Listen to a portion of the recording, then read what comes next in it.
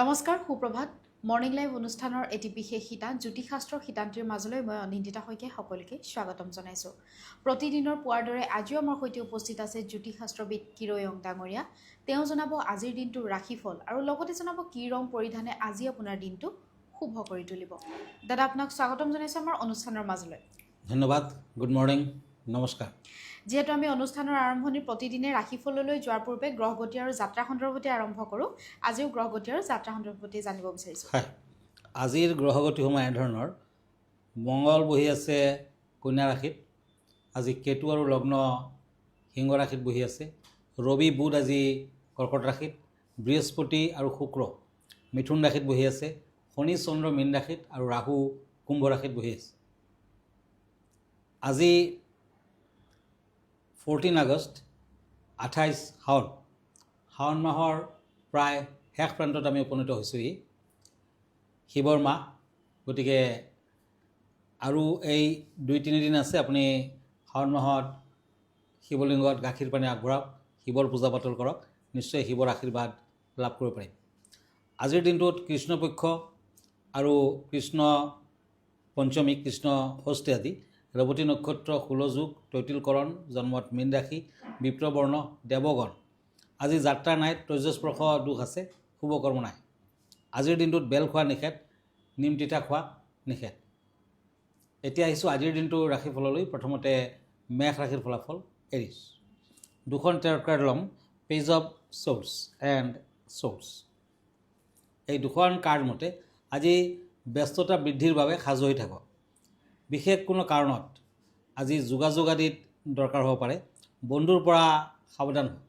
সৰু সুৰা কাজিয়া পেচাল আৰু কিছু অশুভ ফল দেখুৱাই আছে। আজি ৰেড কালাৰ লাকি, ব্লু কালাৰ আনলাকি। এতিয়া আহক বৃষ ৰাশিলৈ। তৰাছ, কাপছ এণ্ড চেৰিয়ট। এই দুখন কাৰ্ড মতে পাৰিবাৰিক দিশত পিতৃ মাতৃৰ লগত কিছু মনোমালিন্য, মতবিৰোধ আদি দেখুৱাই আছে। নতুন আশাৰে আনৰ লগত কথা পাতি আনন্দ লাভ, বিদ্যাৰ্থীসকলৰ শুভ ফল। আজি হোৱাইট কালাৰ লাকি, ব্লেক কালাৰ আনলাকি। এতিয়া মিথুন ৰাশি, জেমিনি। এখন কাৰ্ড হ'ল পেণ্টাকুলছ, আনখন কাৰ্ড হ'ল এইজ অফ শ্বৰ্ডছ। এই দুখন কাৰ্ড মতে দুষ্ট লোকৰ চক্ৰান্তত ধন হানি হোৱাৰ যোগ প্ৰবল, গতিকে সাৱধান হওক। বাহিৰা কথাত কিছু মানসিক অস্থিৰতা থাকিব। বন্ধু বান্ধৱৰ লগত সদ্ভাৱ বজাই ৰাখিব পাৰিব। আজি মিথুন ৰাশিৰ জাতক জাতিকাসকলে পুৱা গধূলি তুলসী গছৰ তলত ঘিউৰ চাকি আগবঢ়াওক। আজি গোলাবীয়া কালাৰটো শুভ হ'ব, ক্ৰীম বৰণটো অশুভ হ'ব। এতিয়া কৰ্কট ৰাশি, কেঞ্চাৰ, পেণ্টাকুলছ এণ্ড পেণ্টাকুলছ।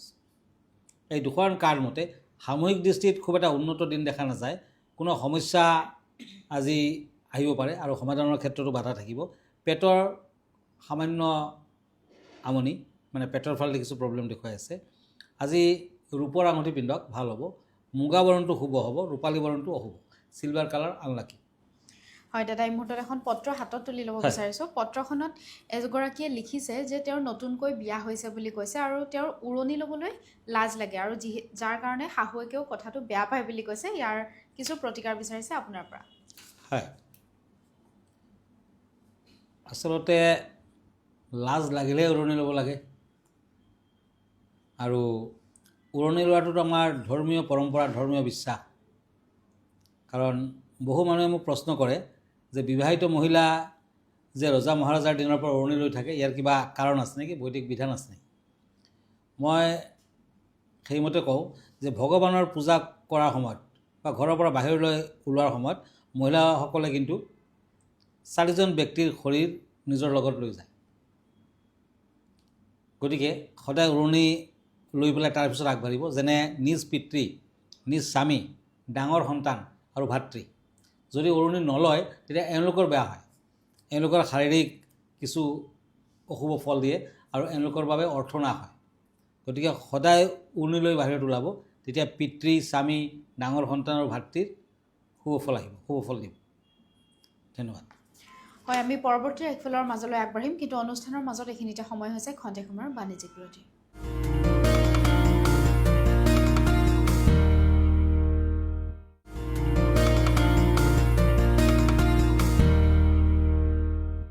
সো বাণিজ্যিক বিৰতিৰ পাছত স্বাগতম জনাইছোঁ মৰ্ণিং লাইভ অনুষ্ঠানৰ এই জ্যোতিষশাস্ত্ৰৰ শীতান্তিৰ মাজলৈ।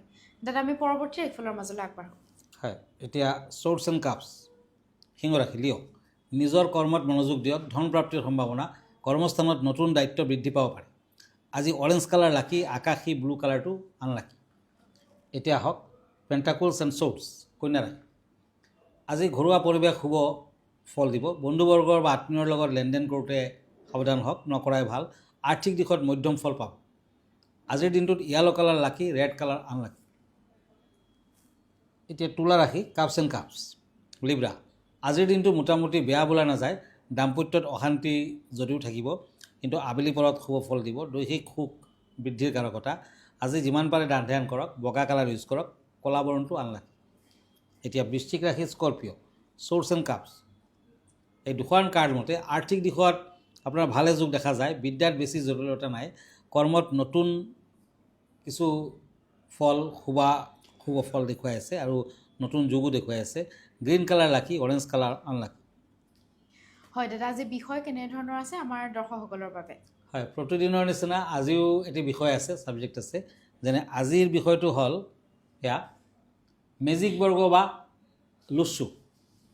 আচলতে চাইনিজ ফেংচুই মতে মেজিক বৰ্গ বা লুচু কিন্তু অতি প্ৰয়োজনীয় বস্তু। মেজিক বৰ্গ বা লুচু যিকোনো স্থানৰ বিভিন্ন কৰ্ণাৰ নিৰ্ণয় কৰা হয়।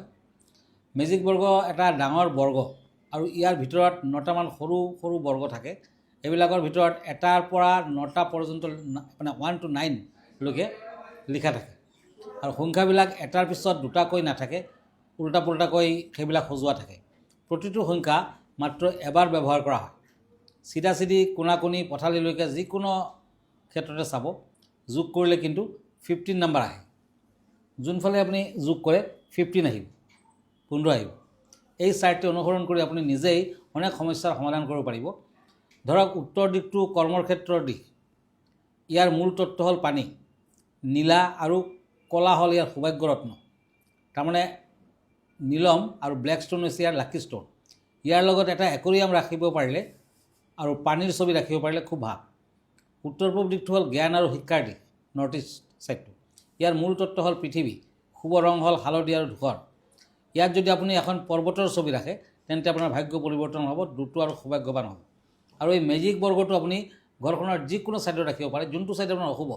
এজন বাস্তুবিদক ঘৰখন দেখুৱাই লওক, আপোনাৰ যোনটো দিশ অশুভ সেই দিশটোক যদি মেজিক বৰ্গটো বা লুচাটো ৰাখে তেতিয়া কিন্তু সেই অশুভত্ব ভাৱ কাটি যায়, মানে নিগেটিভ এনাৰ্জি নাইকিয়া হ'ব। আপোনাৰ ঘৰখনত পজিটিভ এনাৰ্জি সোমাই পৰিব আৰু আপুনি সকলো দিশতে শুভ ফল লাভ কৰিব পাৰিব।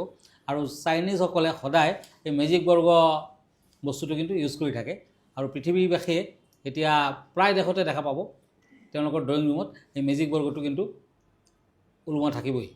গতিকে আপুনিও ইয়াক ব্যৱহাৰ কৰিব পাৰে আৰু ইয়াৰ ফল লাভ কৰিব পাৰে। হয় দাদা, এটা কথা জানিব বিচাৰিম, যিহেতু আপুনি মেজিক বৰ্গৰ কথা ক'লে, এই বৰ্গবিধ প্ৰতিষ্ঠা কৰোঁতে কিবা নীতি নিয়ম আছে নেকি বা দিন বাৰ আছে নেকি তেনেকুৱা? নাই, চাইনিজসকলে আচলতে এটা অলৌকিক পাৱাৰক বিশ্বাস কৰে, পজিটিভ এনাৰ্জিক বিশ্বাস কৰে, নিগেটিভ এনাৰ্জিক বিশ্বাস কৰে। তেওঁলোকে তেনেকুৱাকৈ যে ঈশ্বৰক সাংঘাতিক ধৰণে বিশ্বাস কৰে সেয়াও নহয়, কিন্তু ফেংচুই বা বাস্তুৰ এটা যে চাইণ্টিফিক ছাইড আছে, চাইণ্টিফিক দিশ আছে, সেইমতে তেওঁলোকে বাস্তু নতুবা ফেংচুই প্ৰথমতে ভালদৰে চাই লয় ঘৰখন আৰু তেনেকুৱাকৈ ঘৰখন বনায়। গতিকে তেনেকুৱা কোনো বেলেগ ধৰণৰ বৈদিক নিয়ম নাই। ডাইৰেক্ট আপুনি এই বস্তুটো ইউজ কৰিব পাৰে, ঘৰখনৰ প্ৰতিষ্ঠা কৰিব পাৰে আৰু সেইমতে কিন্তু ফল দিব। হয়, ধন্যবাদ। আমি পৰৱৰ্তী 4টা ৰাশিফলৰ মাজলৈ আগবাঢ়োঁ। হয়, এতিয়া মই দুখন কাৰ্ড লৈছোঁ, ওৱান্স এণ্ড ওৱান্স, ধনুৰাশি চেৰিটেৰিয়াছ। দিনৰ মাজভাগৰ পৰা মানে মিডিল পাৰ্টৰ পৰা লাহে লাহে ব্যস্ত হৈ পৰাৰ কাৰকতা। আত্মীয়ৰ লগত সুখ অনুভৱ কৰিব, অযথা চিন্তা নকৰিব। আজিৰ দিনটোত ৰেড কালাৰ শুভ, গোলাপীয়া বৰণটো শুভ।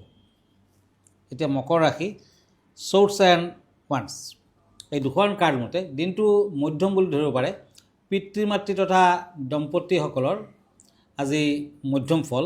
নতুন কামৰ সন্ধান পাব। আকাশী কালাৰটো শুভ, মেৰুণ বৰণটো শুভ। এতিয়া আহক ওৱান্স এণ্ড ওৱান্স কুম্ভ ৰাশি একুৰিয়াছ। মন প্ৰায় ভালে থাকিব, ঠিক ঠাক থাকিব। বিদ্যাত যত্ন ল'ব লাগিব, শৰীৰ মধ্যম। আজি বাহিৰা কামৰ বাবে সাময়িক বাধা আছে। ক্ৰীম বৰণটো শুভ, নীলা বৰণটো শুভ। এতিয়া আহক পেণ্টাকুলছ এণ্ড শ্বৰ্টছ মীন ৰাশি। মীন ৰাশিত পাৰিবাৰিক উন্নতিৰ বাবে চেষ্টা কৰিব পাৰে। ব্যৱসায় বাণিজ্যত মজলীয়া ফল পাব। প্ৰেমত মধ্যম ফল। আজি মীন ৰাশিৰ জাতক জাতিকাসকলে কেইটামান নাৰ্জী ফুল আৰু বগা ফুল শিৱ মন্দিৰত আগবঢ়াওক। আজি সোণালী বৰণটো শুভ, আকাশী বৰণটো অশুভ। হয় দাদা, ধন্যবাদ জ্ঞাপন কৰিছোঁ। যিহেতু আমি অনুষ্ঠানটি শেষ কৰিব লাগিব, অনুষ্ঠানটি শেষ কৰাৰ পূৰ্বে আপোনাৰ ঠিকনাটো এবাৰ দৰ্শকসকলক জনাই দিব। হয়, আপুনি যদি মোৰ ফেচবুক পেজ চাৰ্চ কৰে তেতিয়া কিৰোয়াং ৰত্ন কুবেৰ বুলি চাৰ্চ কৰিব পাৰে। মই ইনষ্টাগ্ৰামত আছোঁ, মই ইউটিউবতো আছোঁ। আৰু আপুনি যদি অনলাইনত মোক দেখুৱাব খোজে, চোৱা চিতা কৰিব খুজিছে, নতুবা ব্যক্তিগতভাৱে মোৰ লগত লগ ধৰিব খুজিছে, তেতিয়া আমাৰ ঠিকনা এষ্ট্ৰলজাৰ কিৰোয়াং Ratna Kuber gems and jewellery, Manipuri Basti, Paltan বজাৰ, গুৱাহাটী 7। ফোন নম্বৰটো হ'ল 9085949309। আমাৰ ইমেইল এড্ৰেছটো হ'ল kiroyang@kiroyang.com। ধন্যবাদ, নমস্কাৰ। আৰু ইয়াৰ লগে লগে মই অনিন্দিতা শইকীয়া জ্যোতিষশাস্ত্ৰ শিতান্তিৰ পৰা বিদায় লৈছোঁ। ধন্যবাদ।